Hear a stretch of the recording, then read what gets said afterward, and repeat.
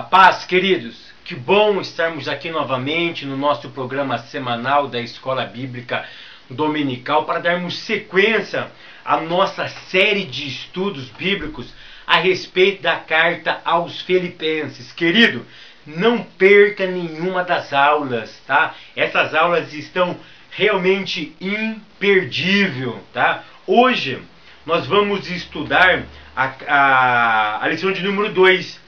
E a lição de número 2 ela tem como título Esperança em meio à adversidade, tá? O professor Fábio, eu vou tentar, não prometo para vocês que eu vou conseguir, mas eu vou tentar explicar quase versículo por versículo da carta aos Filipenses. Na primeira aula nós já fizemos uma visão panorâmica da carta aos Filipenses. Agora nós estaremos entrando no texto propriamente dito, tá? Hoje nós vamos falar Filipenses, capítulo 1, do verso 12 ao verso 21.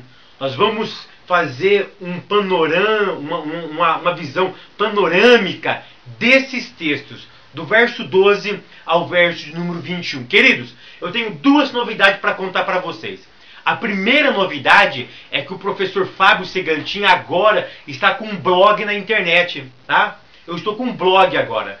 Então você pode acessar o meu blog, que lá no meu blog tem subsídios escritos para vocês. Além das aulas ministradas, essas videoaulas, agora eu estou, a princípio, pegando textos de pessoas renomadas, tá? E estou colocando textos também, visão minha da carta aos Filipenses. Então, acesse o nosso blog. O meu blog é fabiosegantin.blogspot.com.br, tá? O meu blog é fabiosegantin.blogspot.com.br, tá? Daqui uns dias terá mais novidades, tá? Nesse blog. Eu vou colocar fotos de Israel, vou começar a colocar cidades da Terra Santa e explicar um pouquinho sobre a Terra de Israel também, tá? Então, não deixe de acessar o meu blog, tá? Que lá vocês vão ter subsídio escrito também para facilitar a tua aula, tá? Divulga esse blog, tá? Deixa lá o seu comentário, deixa lá a sua solicitação. Se quiser fazer pergunta, pode nos fazer também por esse blog. A segunda notícia é que eu fiz uma parceria com um professor lá de Israel. Ele mora em Haifa.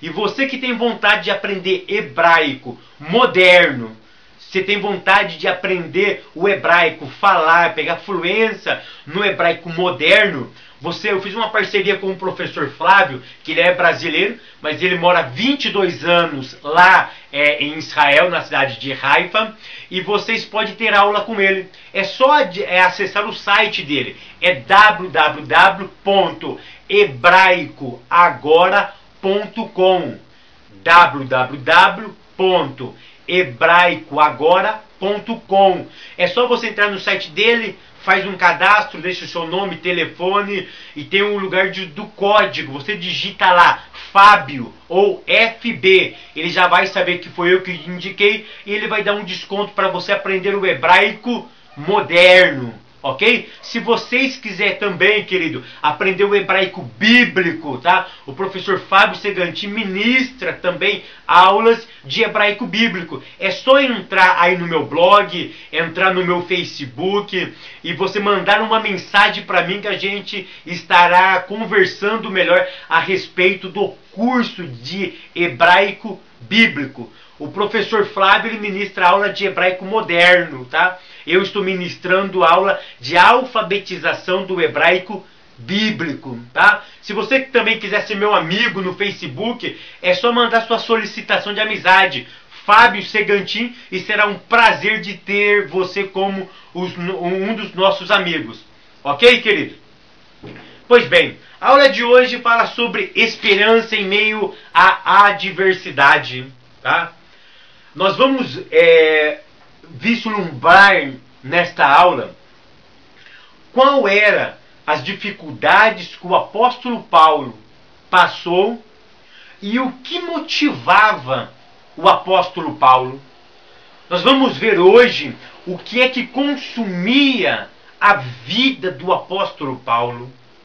Nós vamos observar nessa aula que existia um motivo a qual Paulo vivia. E infelizmente, queridos, na introdução da minha aula, eu quero deixar uma pergunta para vocês. E essa pergunta vocês podem levar para suas classes, tá? Qual é o objetivo da tua vida? O que é que lhe consome? Aonde você tem depositado as tuas energias? No que você tem gasto ou investido o seu tempo, a sua mente, os seus momentos, a sua vida está sendo gasta em que projeto? Nós vamos nos surpreender nessa aula que o apóstolo Paulo não tinha como objetivo principal da sua vida coisas passageiras, coisas efêmeras, coisas materiais, coisas dessa vida. Vocês sabiam que o que consumia Paulo pode soar estranho no nosso mundo, mas era a pregação do Evangelho.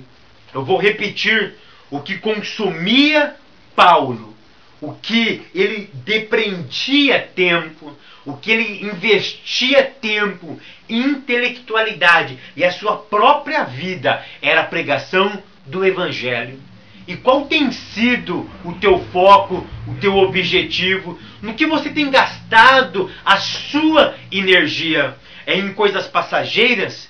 Em coisas que logo passa? Ou em algo eterno? Em algo perene? Em algo sublime e espiritual? Nós vamos ver que Paulo gastava muito tempo, ou melhor, gastava a sua vida em prol do Evangelho de Cristo. E Paulo nessa carta, ele está incentivando e mostrando aos filipenses que as dificuldades da vida, que os sofrimentos que ele passava, tinha um único objetivo. Olha no versículo 12 o que Paulo vai dizer. Paulo diz: e quero, irmãos, que saibais, que vocês tenham ciência que as coisas que me aconteceram contribuíram para maior proveito do Evangelho. O pastor Elienal Cabral, ele diz que nada retém a força do Evangelho a não ser a falta de vontade humana. Paulo, nesse primeiro verso, ele está mostrando para a igreja de Filipe: olha, filipenses, as coisas que me aconteceram, as dificuldades que me aconteceram, não impediram, não reteve a propagação do Evangelho. Nesse pensamento de Elienal Cabral, ele diz que somente o Evangelho não será propagado se o homem não propagar. Ele diz que nada retém a força do Evangelho a não ser a falta de vontade do ser humano. Se os seres humanos, se nós cristãos tivermos a vontade de proclamar o Evangelho jamais será detido.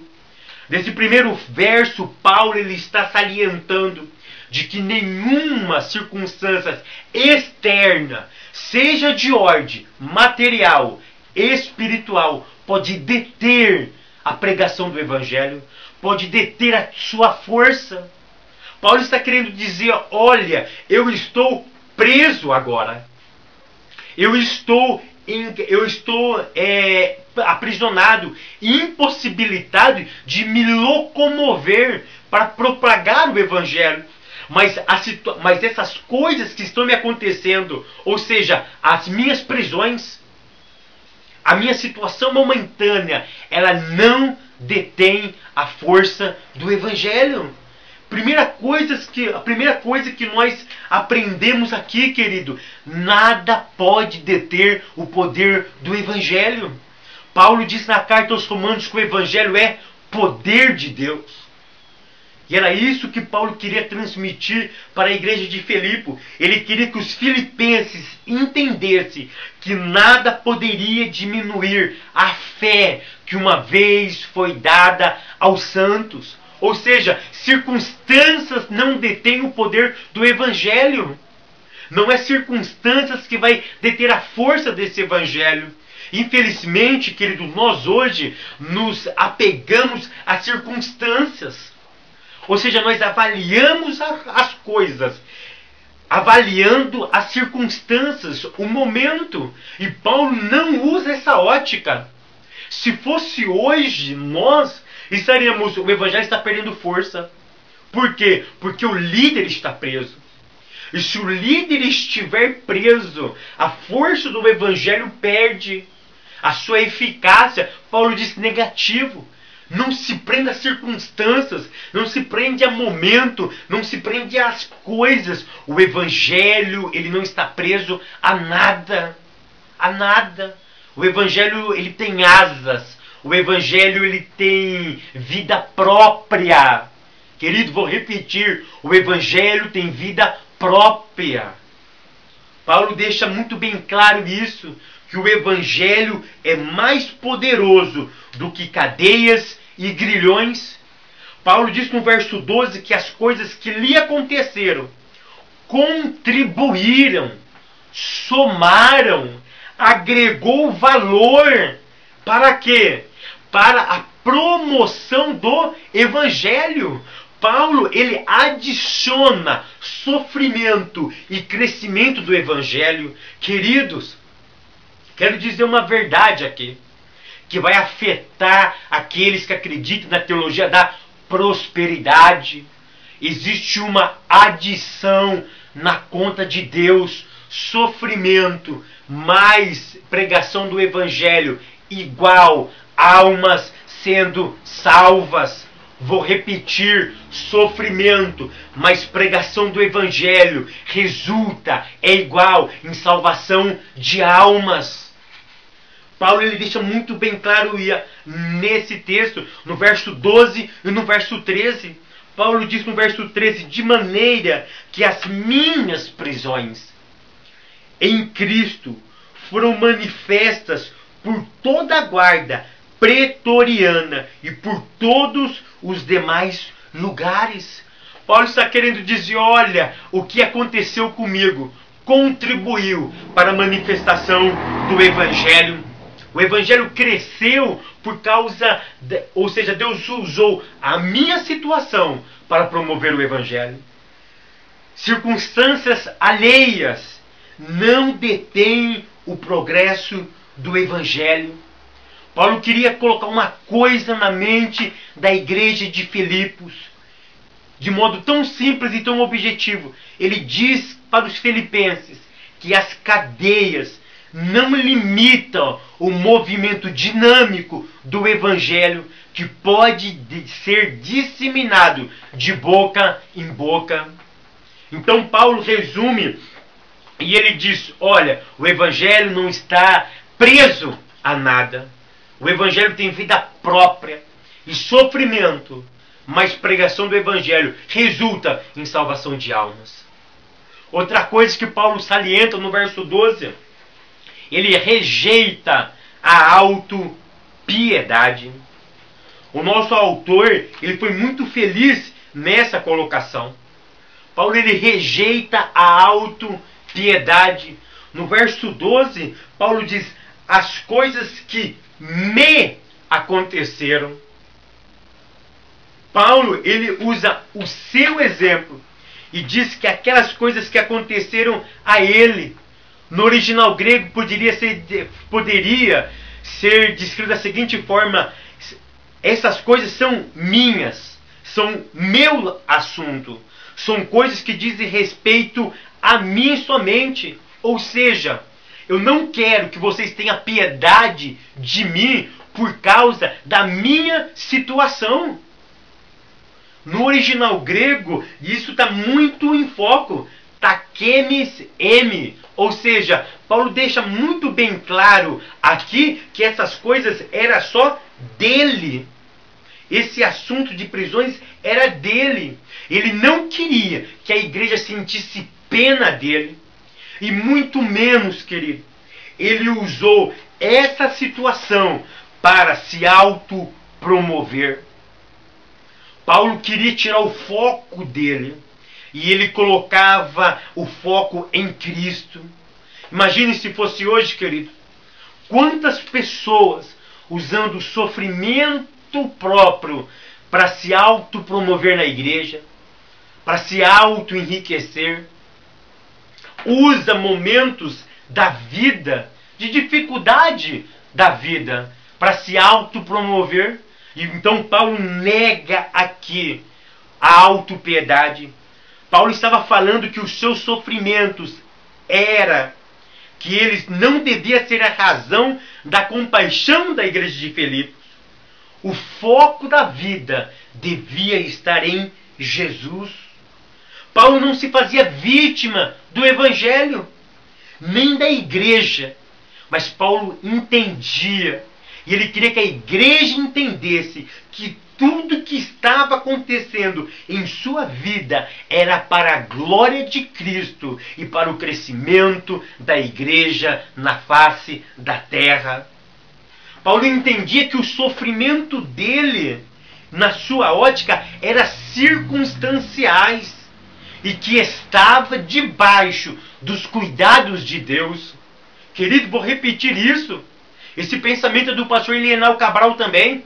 Ele diz que os momentos que Paulo estava tendo, ele não queria que a igreja sentisse dó, piedade dele, mas na mente de Paulo, os sofrimentos durariam um certo período, e Deus estava no comando de todas as coisas.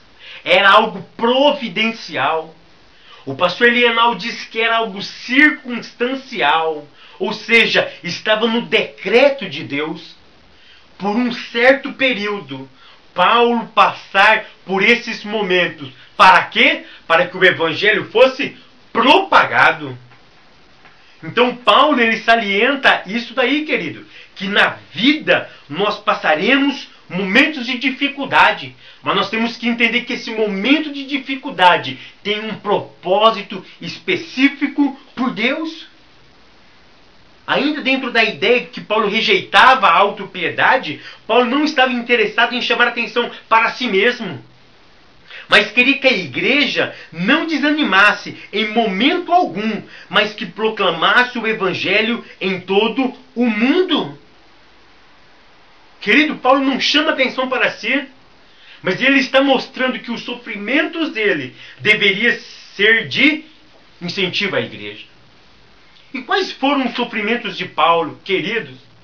Paulo teve inúmeros sofrimentos. Paulo aqui, no ano 62, quando ele escreve essa carta, ele já tinha passado por cerca de aproximadamente 12, 15 anos sofrendo na obra de Cristo. Paulo relembra que os filipenses muito bem lembram que quando ele funda essa igreja, a primeira igreja na Europa, na cidade de Filipos, que nós vimos semana passada, ele foi preso. Ele foi açoitado. Paulo em outros lugares apanhou quase a morte. Teve uma cidade que arrastaram Paulo quase morto. Paulo sofreu um naufrágio. Paulo foi picado por serpente. Poderia vir a morte. Paulo sofreu açoites. Paulo sofreu chicotadas. Paulo, ele sofreu ao extremo por causa do quê? Do evangelho. Paulo gastava a sua vida em prol do evangelho.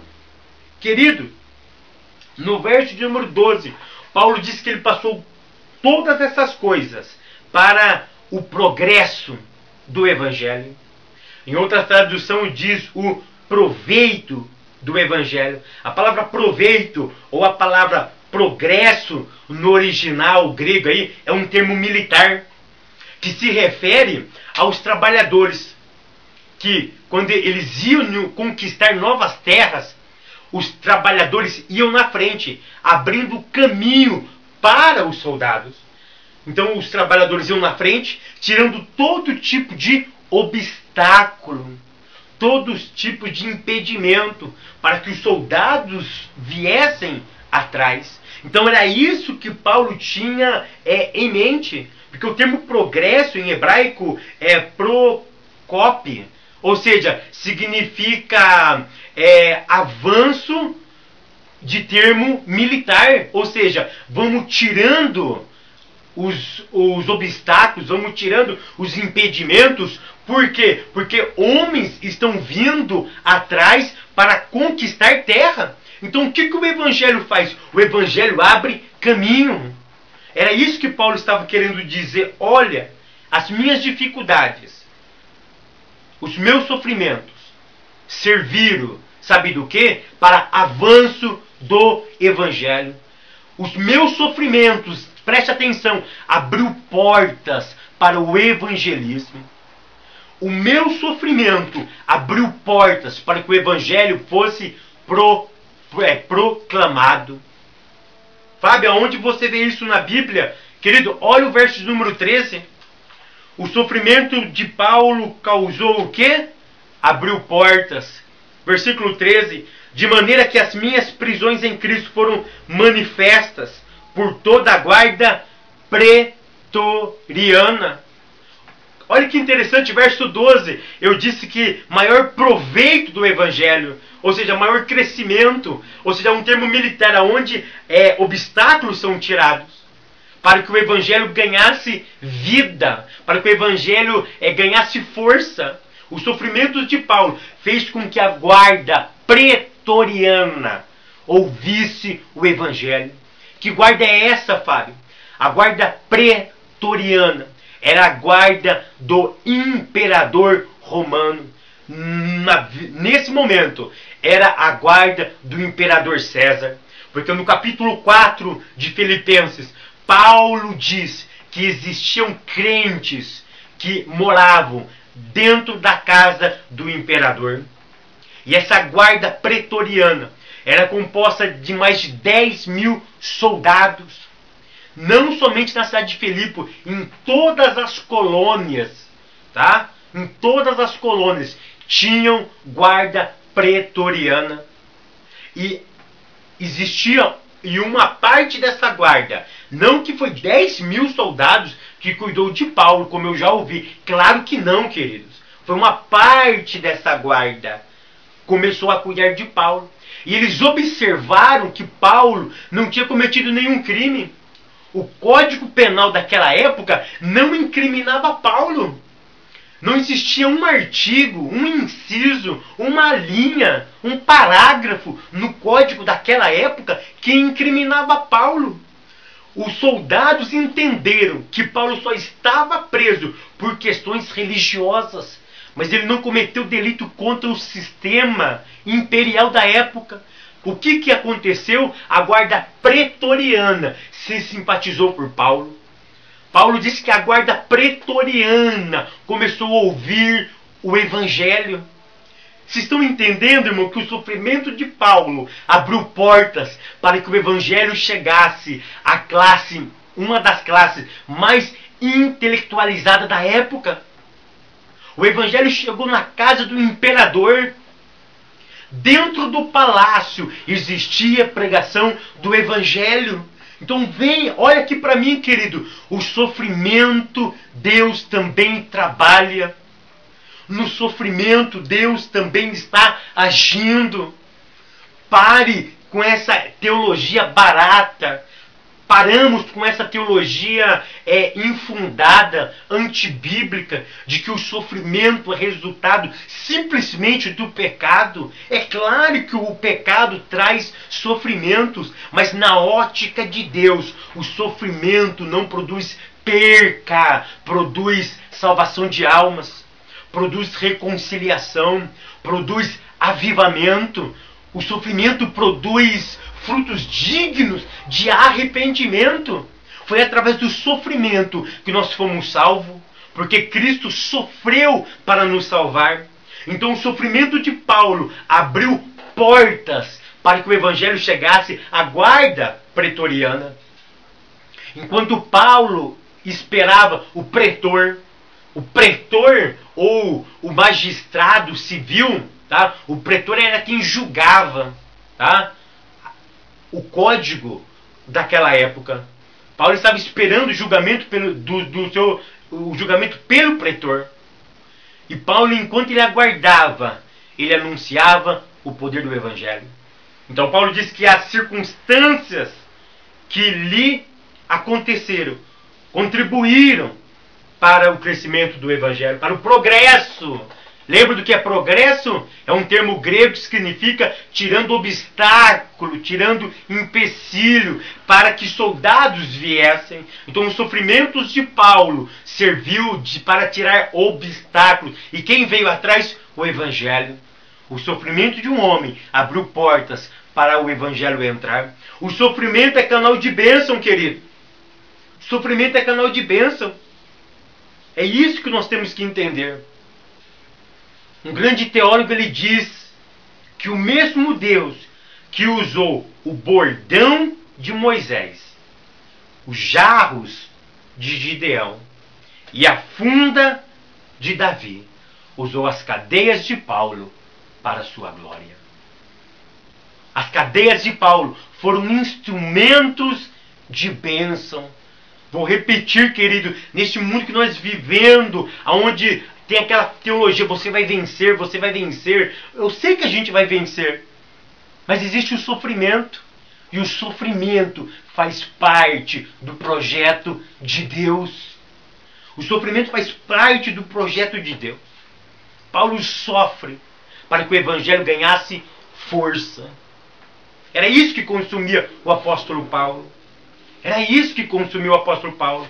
Paulo não queria saber o quanto ele estava sofrendo. O que ele queria saber era se o evangelho estava sendo anunciado. Era isso que importava para Paulo.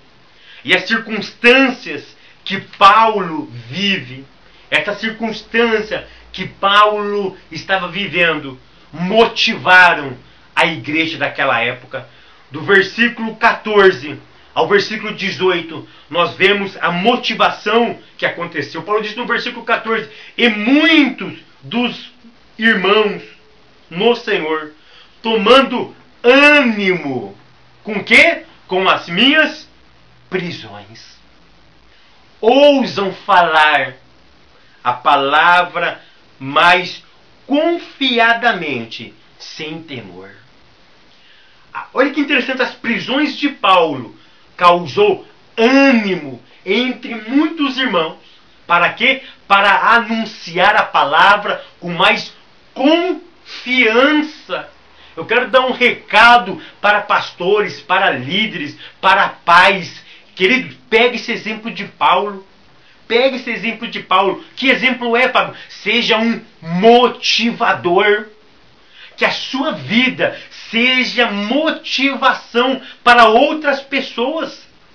Querido, se você tem um ministério da pregação, seja motivador desse ministério. Ou seja, as pessoas têm que olhar em você e se inspirar em você. Paulo diz: sede meus imitadores, porque eu imito a Cristo. E essas pessoas olharam para Paulo e se entusiasmaram. Eles pensavam: Paulo está certo. Paulo está preso lá em Roma, neste momento. Mas a circunstância dele está dando força para mim anunciar o evangelho. Querido, isso não ficou só na igreja de Filipe. Diz os teóricos que essa motivação aconteceu em toda a Ásia e na Europa, onde o evangelho tinha sido pregado. Querido, esse ato de Paulo começou a propagar para as outras igrejas.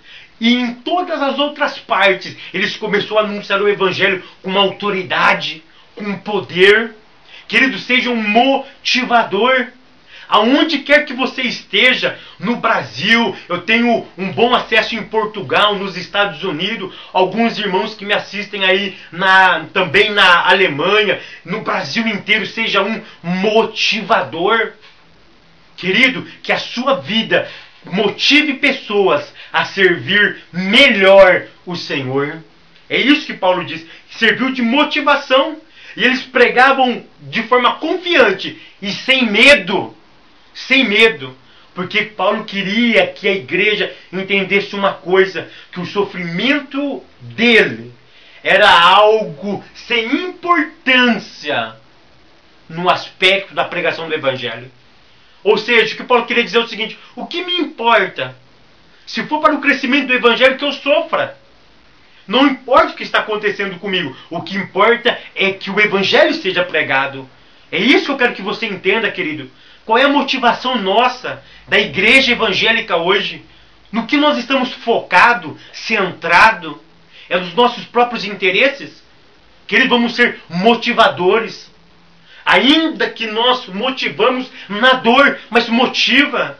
Missionários que me ouvem, pastores que me ouvem, que o seu sofrimento estimule os seus membros a pregar a palavra com Deus de forma ousada e sem medo.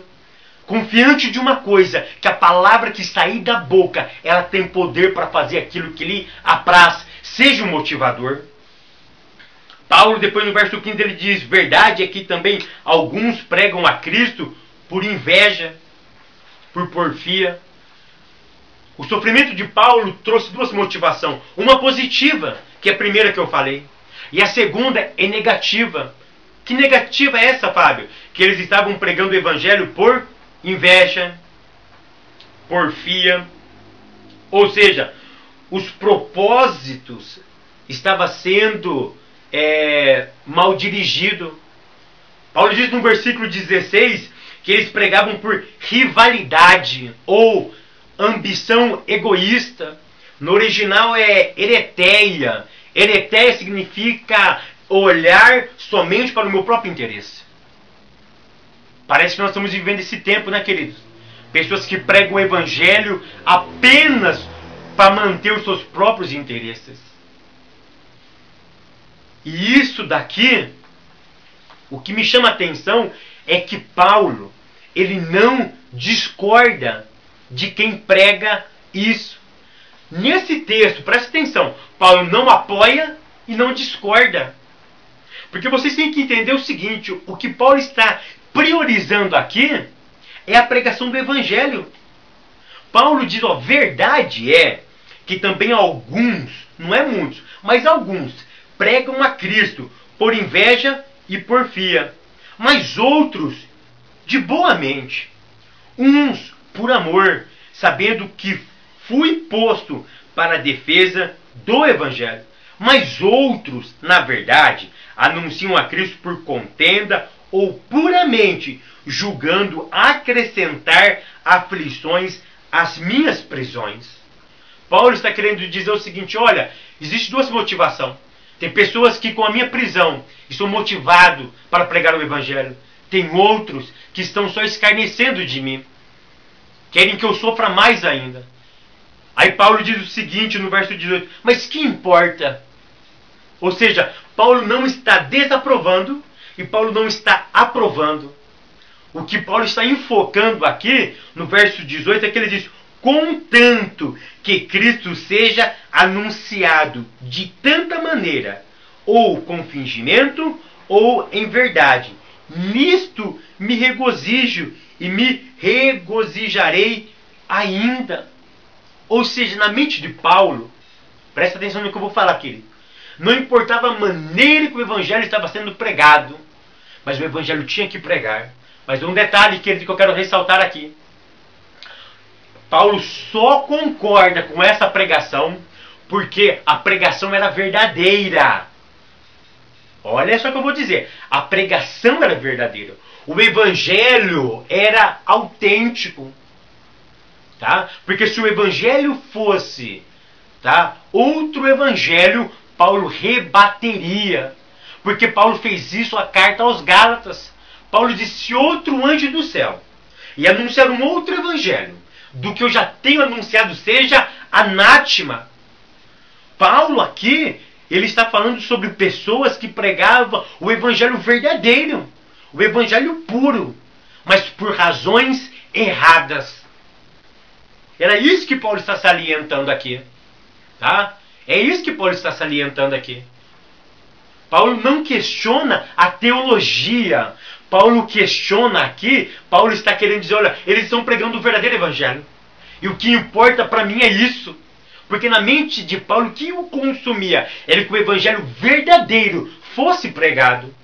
Então vamos ser bem claro aqui. Paulo estava concordando com a teologia deles? Estava. Porque a teologia deles estava correta.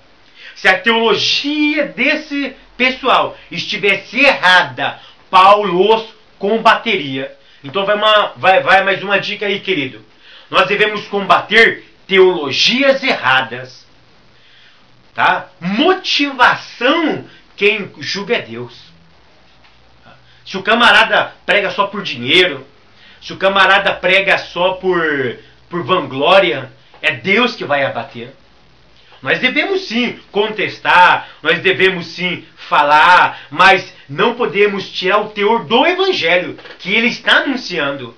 É isso que Paulo deixa bem claro. O teor, a mensagem, o cerne é bíblico. Então pregue. É isso que Paulo está querendo dizer. No verso 18, ó, mas quem importa? Porque a teologia deles estava correta. A teologia deles estava correta. O motivo estava sendo errado.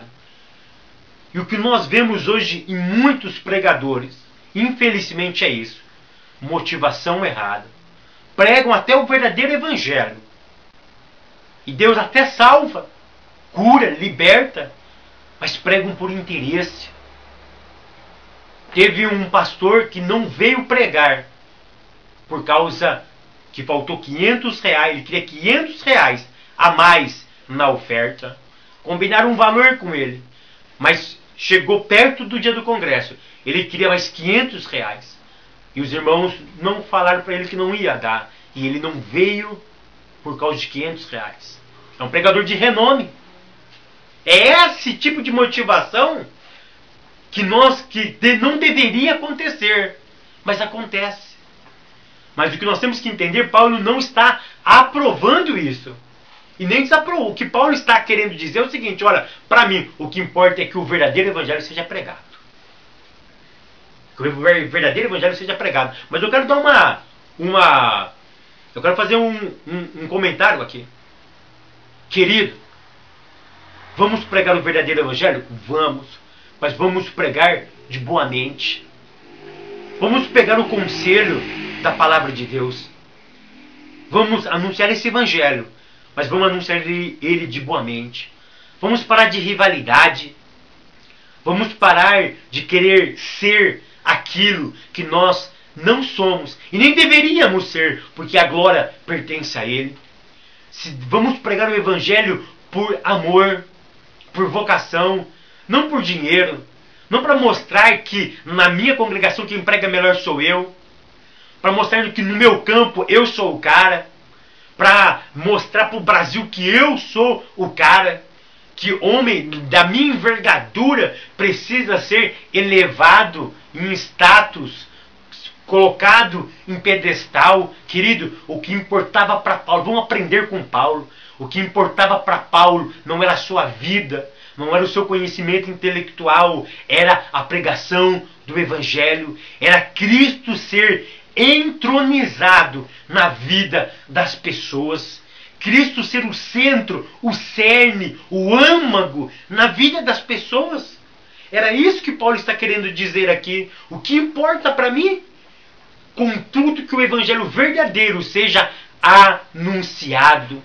Se você anuncia o evangelho verdadeiro por inveja, por vanglória, para auto-aparecer, não faça isso, querido. Que Deus possa ter misericórdia da tua vida. E que nós possamos orar para as pessoas que praticam essa forma. E se você prega um evangelho distorcido, aí sim, Paulo tem uma palavra para você. Paulo diz que seja anátema.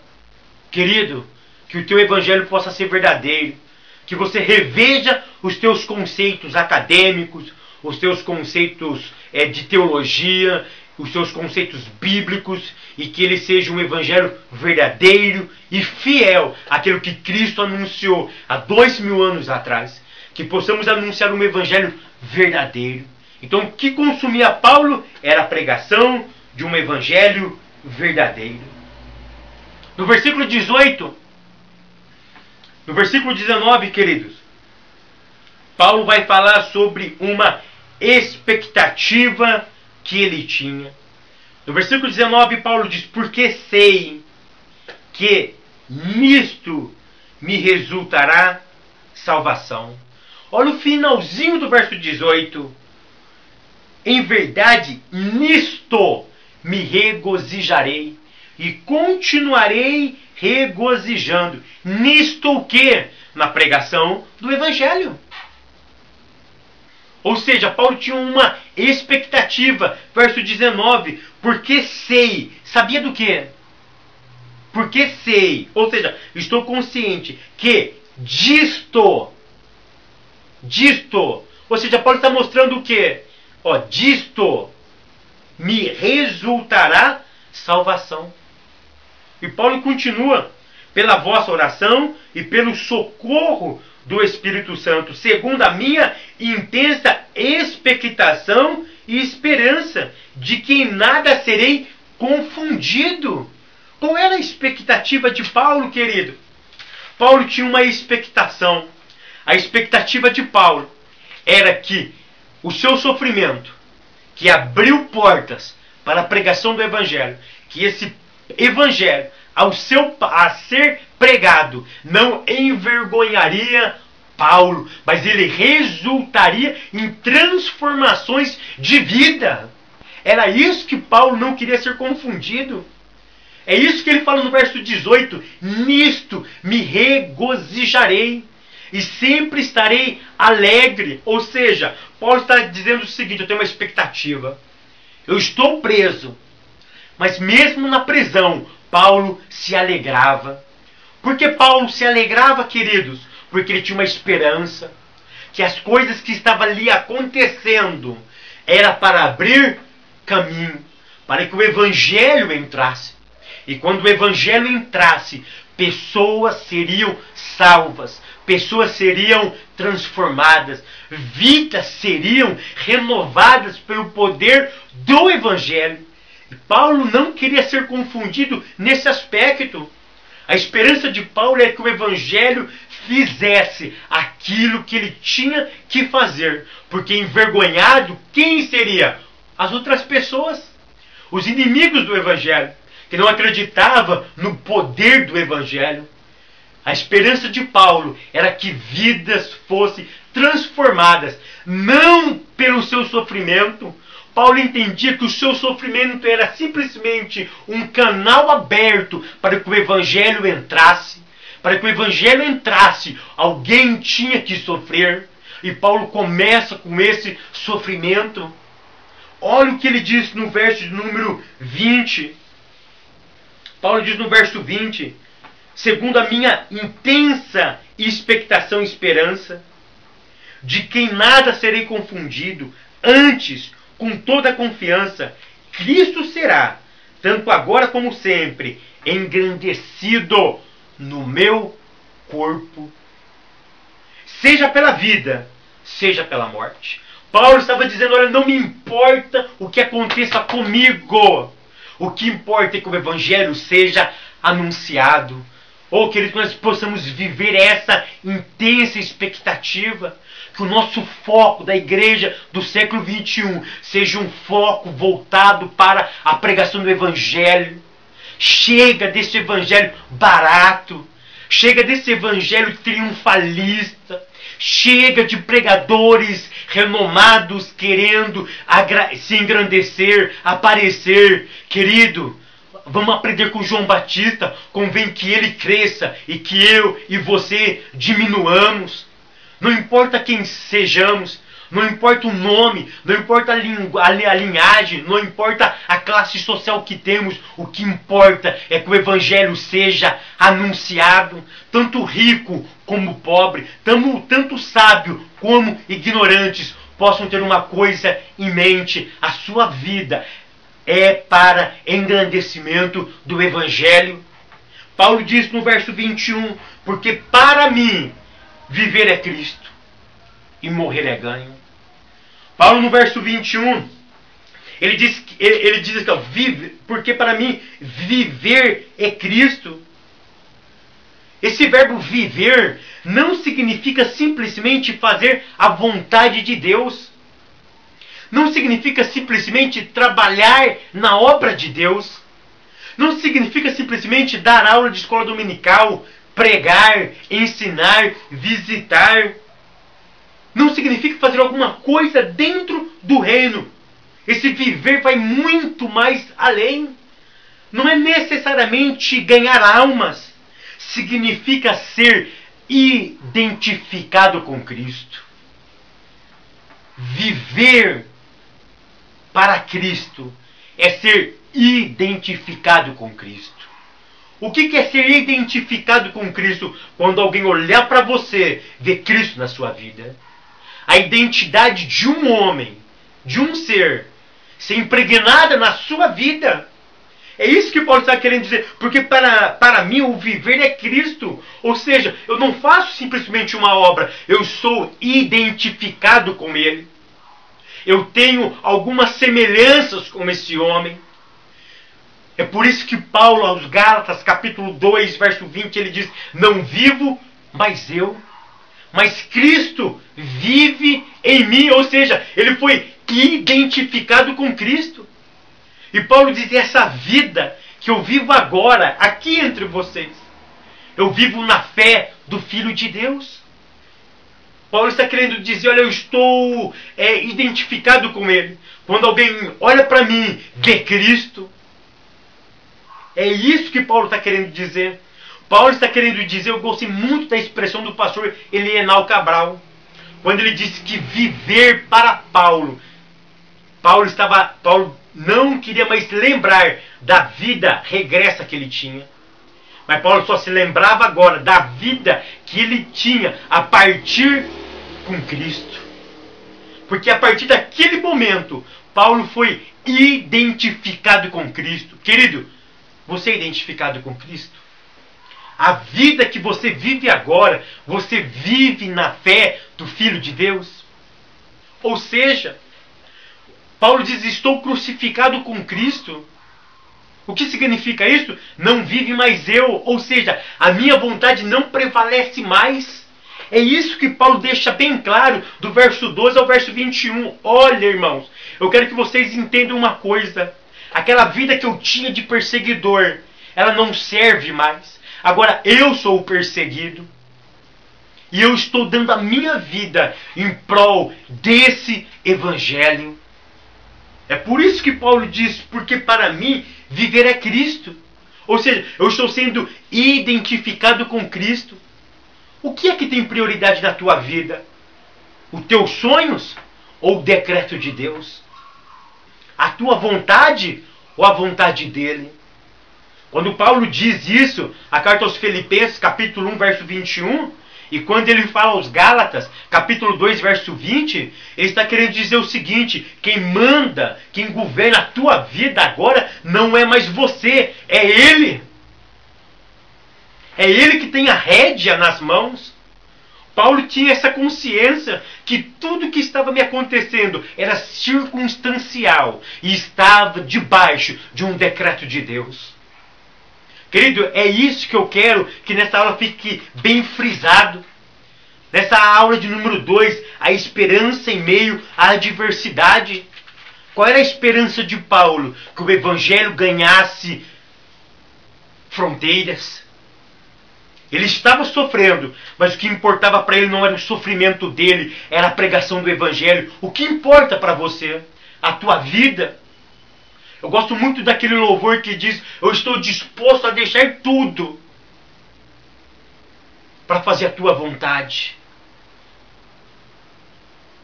Eu quero deixar a minha vida, eu quero deixar os meus sonhos, eu quero deixar de viver, porque eu quero viver os projetos de Deus. É isso que nós temos que começar a repensar, mudar o nosso foco. Tem pessoas que eles querem entrar no ministério para pegar nome, para se autopromoverem.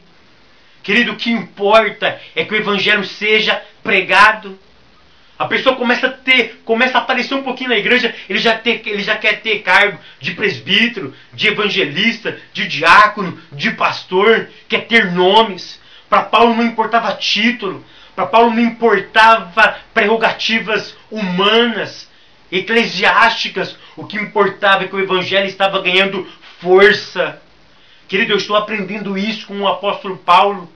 Eu tomo isso para a minha vida. Eu faço esse trabalho aqui com vocês na internet. E nesse trimestre vai completar já um ano que eu faço esse trabalho. Eu nunca pensei em ter glória para mim mesmo. Eu faço esse trabalho para a glória de Deus. E eu sei que esse trabalho está ganhando uma proporção gigantesca.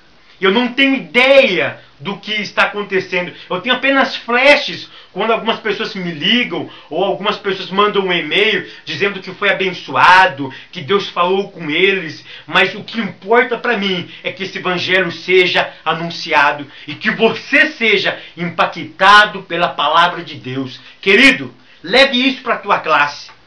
Leva uma mensagem revolucionadora. Leva uma mensagem para mudar foco mesmo. Impacta a tua classe. Diz para ele qual é o foco de vocês. Se o seu foco está centrado em você, descentraliza o foco. E vamos mostrar que o foco é Jesus. Para terminar essa aula, querido, eu quero repassar com vocês esse conceito de Paulo. Tá? De Gálatas capítulo 2, verso 20. Não vive mais vocês. Não viva mais a tua vida a partir dessa aula. Viva a vida de Deus. Grave bem isso. Não viva mais a tua própria vida. Viva a vida de Deus. E eu quero declarar aqui, baseado na palavra de Deus, quando você passar a viver, não a tua vida, mas a vida de Deus, você vai ver o milagre de Deus acontecer na tua vida. Problemas vai ter. Dificuldades vão aparecer. Mas vocês verão o milagre de Deus acontecendo quando vocês fazer a vontade de Deus plenamente. Vocês verão o milagre de Deus. Aprenda com Paulo. Focaliza Jesus como autor e salvador das nossas vidas. Que Deus abençoe o Brasil. Que Deus abençoe a todas as famílias que me assistem.